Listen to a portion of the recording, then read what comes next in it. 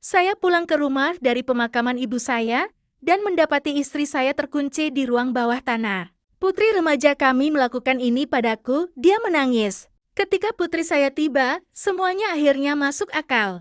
Aku bahkan tidak sempat melepas jas hitamku. Bauku masih seperti tanah tempat kami menguburkan ibuku saat aku mendengar suara dentuman, samar dan putus asa yang berasal dari ruang bawah tanah. Untuk sesaat, saya pikir kesedihan sedang mempermainkan saya. Namun kemudian saya mendengarnya lagi. Suara istriku tajam karena takut. Tolong, seseorang, aku di sini. Saya membuka pintu ruang bawah tanah. Dia diikat ke pipa baja, pergelangan tangannya merah karena melawan, rambutnya acak-acakan, matanya terbelalak seolah-olah dia baru saja melihat setan. Puji Tuhan, katanya terengah-engah. Dia melakukan ini. Putri kami, bentaknya. Anda perlu melakukan sesuatu. Saya tidak menjawab. Saya hanya menatapnya, karena ini bukanlah keterkejutan seperti yang dia bayangkan. Saya sudah tahu adegan ini. Dia yang diikat, menangis, menudul, adalah babak akhir dari sebuah drama yang tidak dia sadari telah saya baca. Dan saya sendiri yang menulis akhir ceritanya. Saya bertemu dengannya 12 tahun lalu ketika senyumannya dapat menerangi setiap bagian kehidupan saya yang berkarat. Dia memiliki kemampuan langka untuk membuat siapapun merasa terpilih, istimewa. Saya salah mengartikan itu cinta. Dia bilang dia mengagumi ketenanganku. Saya mengagumi semangatnya. Kami membangun keluarga atas ketidakseimbangan itu. Keteguhanku, pesonanya. Putri kami mewarisi keduanya, tetapi di suatu tempat antara mengantar anak ke sekolah, makan malam bersama, dan malam-malam yang tenang, apinya mulai membakar lubang-lubang di dinding pernikahan kami. Awalnya saya tidak menyadarinya, atau mungkin saya tidak mau menyadarinya. Dimulai dengan hal-hal kecil. Pesan teks tengah malam.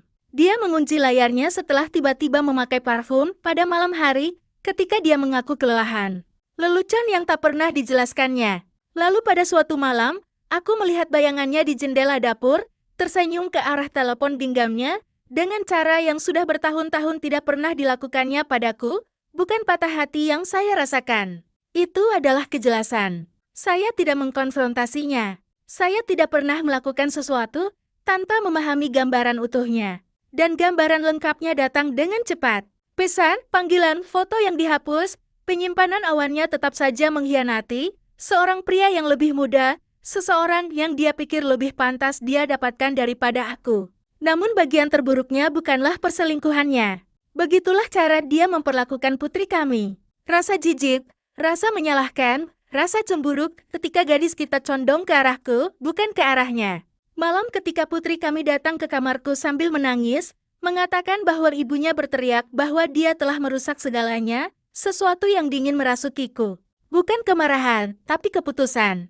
Aku tidak meninggikan suaraku. Saya tidak menuduhnya. Saya mengganti kata sandi, merekam pembicaraan, mengumpulkan laporan ban yang dia lupa masih bisa saya akses. Dan perlahan-lahan, saya mulai menggeser gravitasi emosional rumah itu. Putri kami melihat siapa ibunya sebenarnya tanpa saya desak. Saya menganjurkan terapi untuk kita semua. Istriku menolak. Putriku tidak. Itu sudah cukup. Ketika dia mengunci diri di kamarnya, selama berjam-jam setelah bertengkar lagi dengan ibunya, saya mengetuk pelan. Apakah kamu baik-baik saja? Dia membenciku, bisiknya. Dia bilang aku menghalangi jalannya. Aku tak berkata apa-apa, tetapi di dalam hati, ada sesuatu yang jelas.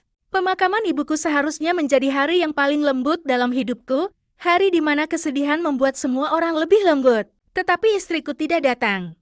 Karena terlalu stres, dia mengirim pesan teks. Saya tidak menanggapi. Aku menguburkan wanita yang membesarkanku, lalu pulang ke rumah, dengan rasa mati rasa yang jauh lebih dalam daripada kesedihan dan mendapati istriku terkunci di ruang bawah tanah. Suatu adegan yang terlalu nyaman, terlalu dramatis, hampir seperti latihan. Dia menduga saya akan panik dan menyalahkan putri kami. Namun dia meremehkan apa yang sudah saya ketahui. Dia meremehkan kita. Putri saya masuk ke dalam rumah. Beberapa menit kemudian, tas sekolah masih di bahunya. Dia melihatku terlebih dulu, lalu pintu ruang bawah tanah yang terbuka. Dia tidak berlari, tidak tampak bersalah, hanya menghembuskan napas perlahan, dan berkata, "Kau menemukannya." Istriku berteriak dari lantai bawah. Kata-katanya bergema di tangga. Dia menyerangku. Dia mengikatku. Dia berbahaya. Putriku tidak gentar. Dia bilang ke pacarnya, kalau dia berharap aku menghilang, katanya Lirir. Aku dengar semuanya. Saya mencoba untuk pergi. Dia menangkapku. Situasinya meningkat. Aku membela diriku. Dan aku memastikan dia tidak bisa mengikutiku. Saya mempercayainya karena memar di lengannya bukanlah hal baru. Karena manipulasi adalah bahasa pertama istriku, dan karena putriku tidak pernah berbohong padaku. Aku menuruni tangga. Istriku menatapku seakan-akan akulah penyelamat yang telah lama dinantikannya. Tapi aku tidak ada di sana untuk menyelamatkannya. Saya mengajukan hak asuh pagi ini, kataku. Hak asuh penuh dengan bukti. Wajahnya menjadi pucat. Dia tahu persis apa arti bukti. Dan polisi, bisiknya, mereka akan mendengar kedua versi, kataku. Milikmu dan milikmu yang didukung oleh rekaman, pesan, laporan terapi dan memar yang kau tinggalkan. Dia menarik tali itu tanpa daya. Kalian berdua yang merencanakan ini, tidak, kataku Lirir. Anda melakukannya. Dia dibawa dari rumah kami dalam waktu 1 jam. Putriku duduk di sampingku di sofa sesudahnya, diam, lelah.